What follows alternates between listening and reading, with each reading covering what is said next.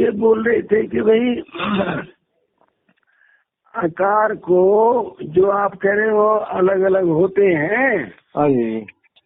पर अगर इनको एक ही माना जाए कि भाई जो दो में है वही दो में आ गया। ठीक है जी। जैसे पक्षी जो है ना तेज उड़ता है। हाँ जी। तो आगे से दिखाई देता है, फिर तुरंत उसकी पूंछ दिखती है। ठीक है जी। तो ऐसे इस और को भी मान लें कि जो दो में था वही दो में आ गया। ठीक है जी। और एक ही मानेंगे, दो मानने की या दो या अनेक मानने की जरूरत नहीं है। तो नहीं है। ये बात टिक दिया कि यदि पुनरिमे वर्णा शकुनी बक्षु। ठीक है। अगर इन वर्णों को शकुनी बने पक्षी की तरह समझा जाए। अच्छा है। जिस तरह से तद यथा वह जैसे शकुनय पक्षी आशुगामित्वात् तेज उड़ने के कारण पुरस्तात् उत्पत्तिता आगे से उड़ते हुए पश्चात दृश्यन्ते उनका पिछला हिस्सा दिखाई देता है। ठीक है जी। एवं अयम अकारो इसी तरह से यह आकार दो इत्यत्र दृष्टो पहले दो में दिखाई दिया। जी। और सौ दो इत्यत्र दृश्यते दो में भी दिखाई दिया। ठीक है जी। कहते नैवम शक्यम, ऐसा नहीं कर सकते हम। अच्छा। कहते इसमें क्या गड़बड़ी है। कहते इससे तो अनित्यत्व हो जाएगा। अच्छा, नित्य तुम एव यानी अगर इनको चलता फिरता मानेंगे ना जी कि जो दो में था वही दो में चला गया। तो इसमें अनित्यता आती है। शब्द तो नित्य होता है।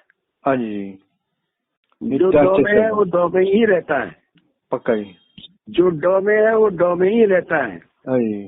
ये नहीं कह सकते कि डकार में स्थित आकार जो है वो डकार में आ गया तब दंड बना है।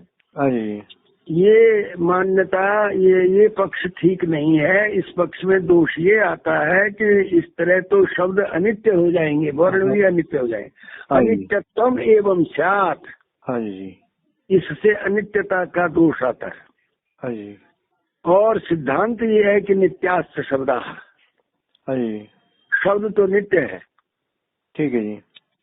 शब्दों में जो वर्ण है नित्येषु शब्देषु कूटस्थे अविचालिभिर वर्णेर भवितव्यम अनपायोपजन विकारी भी। जो नित्य शब्द है उसमें जो वर्ण है उनको कूटस्थ होना चाहिए। अच्छा। कूटस्थ का मतलब है कि वो जैसे जिसमें लोहा पीटता है ना लोहार, वो कूट होता है। हाँ जी। जहाँ पर लोहे को कूटते हैं। ठीक है जी। तो वो एक ही जगह पर रहता है। अगर वो उछलता रहे तो लोहे को कैसे कूटेंगे। ठीक है जी। तो वो कूटस्थ मैंने एक स्थान पर स्थित है। अविचल जैसे ध्रुव है। हाँ जी। जो अपने स्थान से विचलित नहीं होते हैं ये वर्ण। ठीक है जी। और फिर अनपाय उपजन विकारी भी। इनमें अनपाय का मतलब है कमी। अच्छा। उपजन का मतलब है वृद्धि। और विकार यानी वर्णों में शब्दों में जो है वो न तो ह्रास होता है, न वृद्धि होती है, न विकार होता है। वर्ण तो वो नित्य है। शब्द नित्या शब्दा नित्येषु शब्देषु कूटस्थे अविचालिभिर वर्णेर भवितव्यम अनपायोपजन विकारी भी। ये वैयाकरणों का सिद्धांत है। ठीक है जी। और उनका भी है पूर्व मीमांसा भी। अच्छा। कि वर्ण जो है वो शब्द जो है ना नित्य है। कहते चलो कोई शकुनी की तरह नहीं मानते हैं इनको। तो सूर्य की तरह मान लो। आदित्य वर्ष्यो। हाँ, यदि पुनरिमे वर्णा इसके साथ मिलेगा। ठीक है जी। यदि इन वर्णों को हम सूर्य के समान मान ले तो कहते सूर्य के समान कैसे। कहते तद यथा एक आदित्यो अनेकाधिकरणस्थो युगपद देशेषु पृथक क्या युगपद देश पृथक सु उपलब्धते। जैसे सूर्य तो एक ही है। और वो कहीं पर उस पर्वत पर उदित होता हुआ दिखाई देता है, दूसरी जगह दूसरे पर्वत पर उदित होता दिखाई देता है उसी समय। ठीक है जी। जलंधर में कहीं उदित होता है, चंडीगढ़ में कहीं उदित होता है, अम्बाला में कहीं होता है। ठीक है जी। एक 7 बजे ही सब जगह उदित हो रहा है। हाँ जी। लेकिन अनेक अधिकरणों में है ना, अधिकरण अलग अलग है, अलग है। सूर्य एक ही है। हाँ जी, एक और अधिक। ऐसे ही इस आकार को मान ले हाँ कि वही है तो एक, हाँ जी, और वही दो में दिखाई दे रहा है, वही दो में दिखाई दे रहा है। ठीक है जी। ऐसा मान ले तो क्या दिक्कत है? हाँ जी। कहते हैं विषमा उपन्यास। आपने जो उदाहरण दिया वो विषम है। अच्छा, असदृश है। विषम का मतलब है औचित्यपूर्ण नहीं है, औचित्यपूर्ण नहीं है। हाँ, विपरीत विसदृश है ये। ठीक है जी। कहते हैं क्यों? कहते हैं इसलिए कि नैको दृष्टा आदित्यम अनेकाधिकरणस्थम युगपद देश पृथक्त्वेषु उपलभते अकारम पुनरुपलभते। एक आदमी एक सूर्य को एक साथ अनेक जगहों से उदित होता हुआ नहीं देखता है। अच्छा, हाँ। जैसे मैं यहाँ हूँ जीरकपुर में, तो जीरकपुर वाला यहीं से देखेगा, हाँ। वो अम्बाला वाला तो नहीं देखेगा। हाँ, ठीक है जी। तो एक आदमी एक ही जगह से देखता है ना। हाँ जी। और इस आकार को तो एक ही आदमी अनेक जगहों पर देख लेता है। हाँ जी। सूर्य को तो एक आदमी एक जगह से ही उदित होता देखता है। ठीक है जी।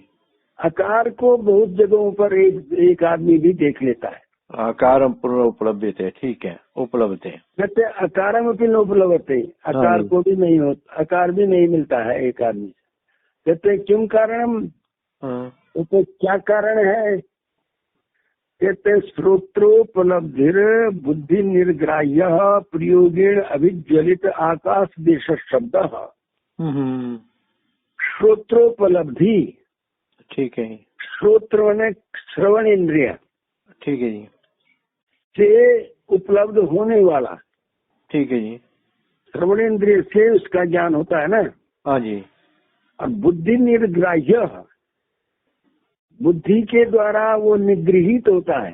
ठीक है जी। श्रोत्र से तो पहुँचता है और बुद्धि में जाकर के बुद्धि उसको ग्रहण करती है। ठीक है जी। प्रयोग अविज्वलित, प्रयोग से वो प्रदीप्त होता है। ठीक है जी।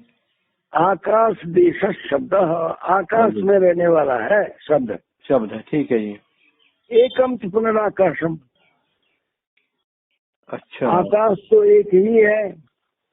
ठीक है जी। एकम च पुनराकाशम। हाँ जी। आकाश एक ही है, जो अम्बाला में है कहते हैं वही चंडीगढ़ में है, जो चंडीगढ़ में है वही शिमला में है। ठीक है जी। कहते हैं आकाश देशा बहवा। अच्छा, आकाश एक है लेकिन आकाश देश अनेक है। अच्छा, आकाश के भाग है ना, घटाकाश मठाकाश वो बहुत है, वो तो अलग अलग है। यावता बहवा, क्योंकि आकाश तो देश के भेद से भिन्न होता है।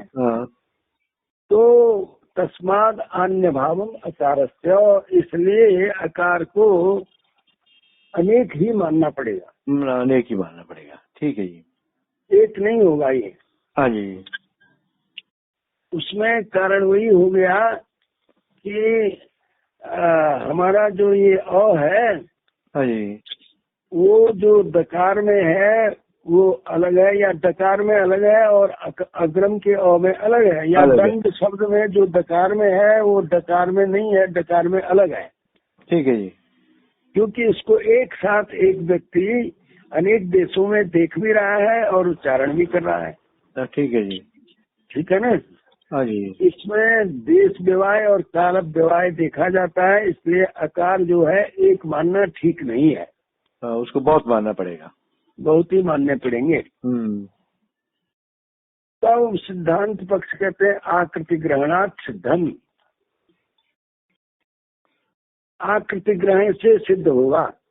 अच्छा, हाँ, अब आकृति पर आ गई। अवर्णाकृति उपदिष्टा सर्वम अवर्ण कुलम ग्रहीष्यति तथा वर्णाकृति तथा वर्णाकृति। ये आयुण में जो है आकृति उपदेश मानेंगे। अच्छा, ये व्यक्ति उपदेश नहीं है, आकृति उपदेश है, आकृति उपदेश है। हाँ जी, आकृतियों का उपदेश किया गया है। ठीक है जी। आकृति का मतलब जाति, जाति, इस जाति के सब और उससे लिए जाएंगे। ठीक है जी। अवर्णाकृति उपदेष्टा सर्वम अवर्ण कुलम ग्रहीष्यति। हमने अयुण में एक और जाति का उपदेश कर दिया। अब जितने और है, चाहे वो धातु में है, प्रत्यय में है, प्रातिपदिक में है, निपात में है और अनुवृत्ति में है, सब जगह वो गृहीत हो जाएगा। ठीक है जी। इसी तरह इवर्ण भी है, इसी तरह उवर्ण भी है, अन्य वर्ण भी है। हाँ जी, इवर्ण उवर्ण बोला ना। हाँ जी, तथा उससे वर्ण सब सारे वर्ण लिए जाएंगे तथा वर्ण आकृति। ठीक है। अन्य भी जो वर्ण है वो आकृति से उपदेश है। ठीक है जी। अक्षर समाम्नाय में जिनका उपदेश है वो आकृतियों का उपदेश है, व्यक्तियों का नहीं है। ये सिद्धांत बना। और कहते हैं तदवच्च तपर करणम। कहते हैं आपको कैसे मालूम यहाँ पर आकृति का उपदेश है? हाँ, कहते मालूम इसलिए पड़ता है कि आचार्य ने सूत्र बनाया तपरस तत्कालस्य। तपरस तत्कालस्य, तपरस तत्कालस्य सूत्र है ना। हाँ है। उसका अर्थ है कि तो है परे जिससे, हाँ जी, वह वर्ण उसी काल का बोधक होता है। ठीक है जी।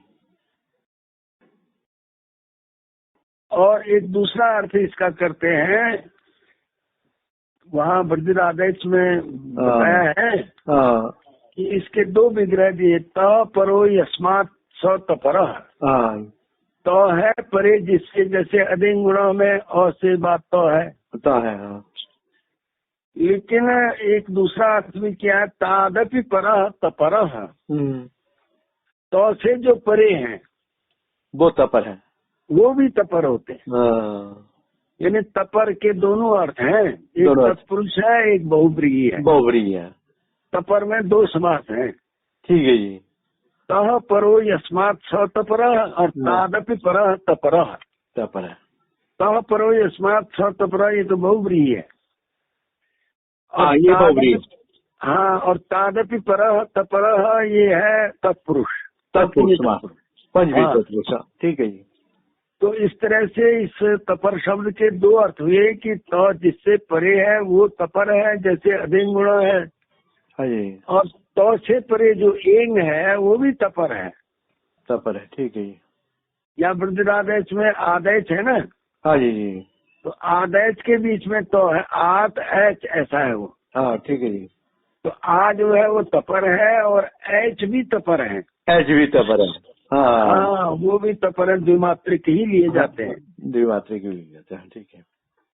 तो एवं कृत्वा तपराः क्रियन्ते। कहते हैं आकृति ग्रहण इससे सिद्ध होता है कि आगे सूत्र जो तपर किए गए हैं सूत्रों में, तो आकृति ग्रहणेन अति प्रसक्तम इति।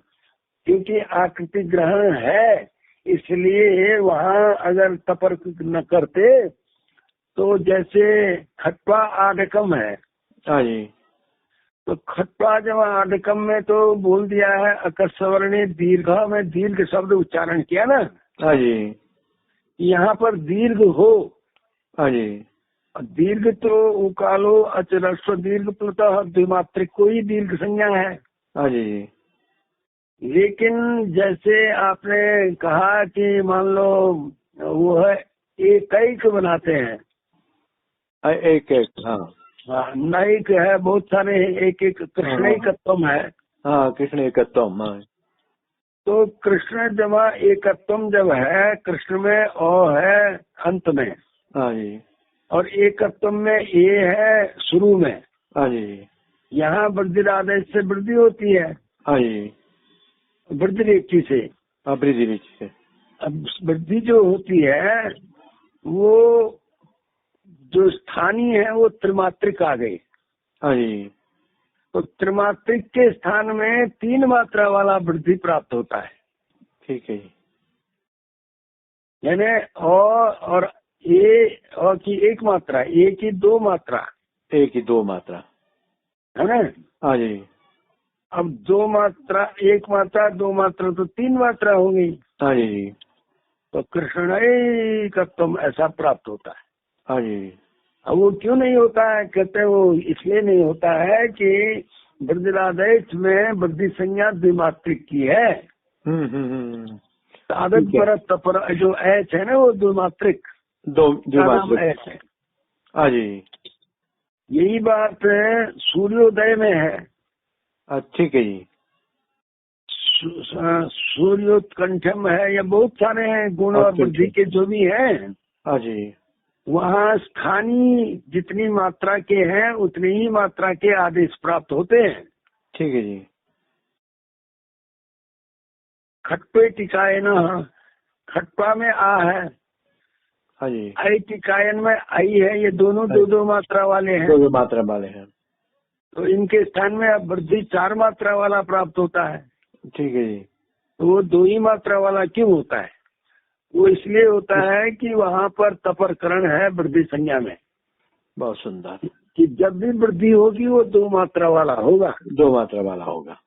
और ये जो तपरकरण है इस बात का द्योतक है कि जो अयुण आदि में वर्णों का उच्चारण है वो आकृति उपदेश है। आकृति उपदेश, बहुत सुंदर। क्योंकि अगर यहाँ आकृति उपदेश के कारण क्या प्राप्त तपरकरण करने की जरूरत इसीलिए पड़ी कि नहीं तो 3 मात्रा वाले को 3 मात्रा वाला आदेश और 4 मात्रा वाले को 4 मात्रा वाला आदेश प्राप्त हो रहा था। हाँ जी। उसको रोकने के लिए ये तपरकरण किया हुआ है। और तपरकरण इस बात में प्रमाण है कि अयुण आदि में जो वर्णोपदेश है वो आकृति, वहाँ आकृति ग्रहण है। बहुत अच्छे जी। हल ग्रहणिष्ठ केवल अचों में ही नहीं बल्कि हलों में भी ये बात आती है। नहीं यहाँ और बोल दिया, क्या बोला? ननु च स्वर्ण ग्रहणेन अति प्रसक्तम इति कृत्वा तपरा क्रियेरन। ठीक है। कहते हैं सवर्ण ग्रहण से होगा, इसके लिए तपरकरण मान लिया जाए कि और जो है अपने सवर्ण का भी ग्रहण ग्राहक होता है। उन्होंने सवर्ण से चा प्रत्यय में बोला ना, सवर्ण संज्ञा होती है तो उसके लिए होगा। कहते हैं नहीं प्रत्याख्यायते तक सवर्णे अणग्रहणम अपरिभाष्यम आकृति ग्रहणाद अन्यत्वाच्च। सवर्ण संज्ञा में अणग्रहणम अपरिभाष्यम, अणग्रहण की बात नहीं है क्योंकि आकृति ग्रहणात्, क्योंकि वो आकृति से ही गृहीत हो जाते हैं। और अन्यत्वाच्च, अनन्यत्वाच्च, और अनन्यत्वाच्च माने अन्य न होने के कारण, अन्य न होने के कारण। तो हल ग्रहणे सुच किम आकृति ग्रहणात् सिद्धम इत्येव। कहते हैं हल ग्रहणों में भी आकृति ग्रहण है। अच्छा। जैसे झलो झली। हाँ, झलो झली।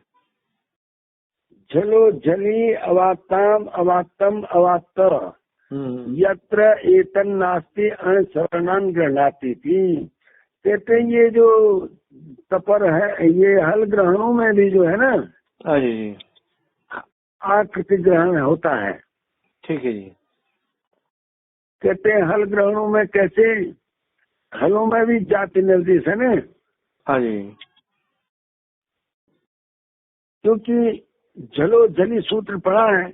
हाँ, झलो झली स्वर्ण। तो जल से परे यदि जल हो,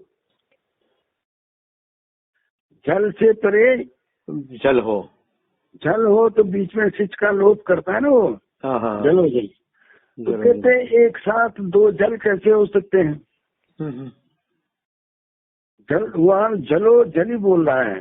हाँ जी। तो वो बोल रहा है कि जहाँ जल से परे जल हो तो आपके सिच का लोप होता है। तो यहाँ पर आकृति से ही तो जल से परे जल मिलेगा। आकृति से ही, हाँ हाँ, तो जैसे वो अवाक्ताम आदि बनाए हैं। हाँ जी। अवाक्ताम अवाक ये अवत ताम ये है ना लुंग लकार में। हाँ ठीक है जी। तो वहाँ पर अणसवर्णान ग्रहणाती थी, यत्र इतन्नास्ति अणसवर्णान ग्रहणाती थी। जहाँ पर ये नहीं है वहाँ पर अणसवर्ण को ग्रहण करता है। तो रूप सामान्याद्वा, रूप सामान्याद्वा सिद्धम एतत्, या हम ये मानेंगे कि रूप सामान्य है। ठीक है जी। कहते हैं ये रूप सामान्य क्या चीज होती है? तद यथा तानेव शाटकान आच्छादयामो यान मथुरायाम तानेव शालीन भुंजमहे ये मगधेशु। कहते हैं या रूप सामान्य से भी स्वयं आकार ऐसा बोध होता है। अच्छा, मैंने एक ही तरह का दिखाई दे रहा है। जो पहले आकृति ग्रहण का है ना वो उसी का ये उसी को बात है, रूप सामान्य उसी को कह रहे हैं। हाँ, कहते हैं रूप सामान्य है, मैंने वो और जो दौ में दिखाई दे रहा है वही दौ में एक ही जैसा रूप है उनका, रूप है। तो है अलग अलग, है तो अलग अलग है। अच्छा, है अलग अलग। हाँ, लेकिन रूप एक जैसा है। अच्छा, इसलिए हमें उनमें एकता का बोध हो रहा है। अच्छा, जैसे ये कहा जाता है कि हम उन्हीं साड़ियों को पहन रहे हैं जिनको मथुरा में पहनते थे। अच्छा अच्छा, या हम वही चावल खा रहे हैं जिनको देहरादून में खाते थे, मगधेश्वर, ठीक है, या मगध में खाते थे। तो मगध वाले तो मगध में खा लिए, अब उन्हीं को यहाँ कहाँ से खाएंगे? यहाँ कहाँ से खाएंगे? तो वो उन्हीं को खा रहे हैं का मतलब उन्हीं जैसे, उन्हीं जैसे, उन्हीं जैसे आएगा ना। हाँ जी, उन्हीं सेवों को खा रहे हैं जो सेव हम वहाँ कोटखाई में खाते थे। तो वो सेव तो पहले खा लिए थे, अब खाए हुए को फिर कैसे खाएंगे? तो इसका अर्थ है कि उन्हीं जैसे। हाँ जी, ये रूप सामान्य है। मैंने ये देखने में उस जैसा दिखाई देता है नहीं, वो ये मतलब है। ये तदेव इदम भवतः कार्षापणम मथुरायाम गृहीतम अन्यस्मिन् रूप सामान्यात् तदेव इदम। कोई आदमी किसी से उधार लेता है। हाँ जी, एक आदमी ने एक बार 100 रुपया उधार लिया। हाँ जी, उसने 100 रुपया दिया तो 100 का नोट दिया था। हाँ जी। अब जब उसने कहा भाई कुछ दिन बाद दे देना, कुछ दिन बाद उसने उसको 10-10 रुपये के 10 नोट वापस दिए। हाँ जी। उसने कहा नहीं, मुझे ये नहीं चाहिए, मुझे वही नोट लाओ, 100 का ही देना है। हाँ। अब वो नोट तो उसने खर्च कर दिया था। हाँ। फिर वो 10-10 का नोट किसी से दे करके 100 का नोट बना करके उसको दिया तो उसने ले लिया। हाँ जी।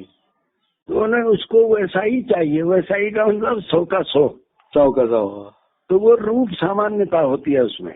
अच्छा, रूप सामान्य से ये वही है ऐसा माना गया ना। आकार भी वही है, रूप आकार भी मानता है, वो समान रूप वाला है आकार सब जगह। हाँ, रूप के कारण एक माना जाता है नहीं एक। है नहीं एक नहीं है, आकृति में एक है और व्यक्ति में अनेक है, ये मतलब हुआ। अच्छा, ये यहाँ इन्होंने समाप्त किया है। हाँ, ये समाप्त कर दिया है। वो कहते हैं जो हम जो ये बोल दिया नहीं कि अवर्णाकृति रूपता सर्वम अवर्ण कुलम गृहीष्यति तथा वर्णाकृति तथा वर्णाकृति। हाँ, वस्तुतः यहाँ पर ये हो गया समाधान।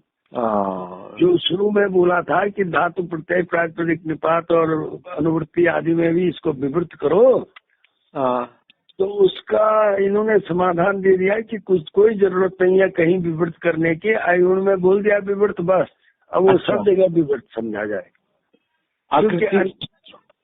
आकृति उपदेश उसको मानेंगे, आकृति उपदेश मानेंगे। हाँ, और रूप सामान्य भी मानेंगे वाला है, रूप सामान्य भी मानेंगे। हाँ, रूप सामान्य तो उसमें है ही है। रूप रूप रूप की समानता है उसमें। हाँ हाँ, रूप समानता और आकृत्योपदेश लगभग एक ही चीज है। हाँ चलो किसी जाति का। हाँ जी, तो वो रूप सामान्य का भी वही मतलब है। बहुत है। ठीक है डॉक्टर साहब।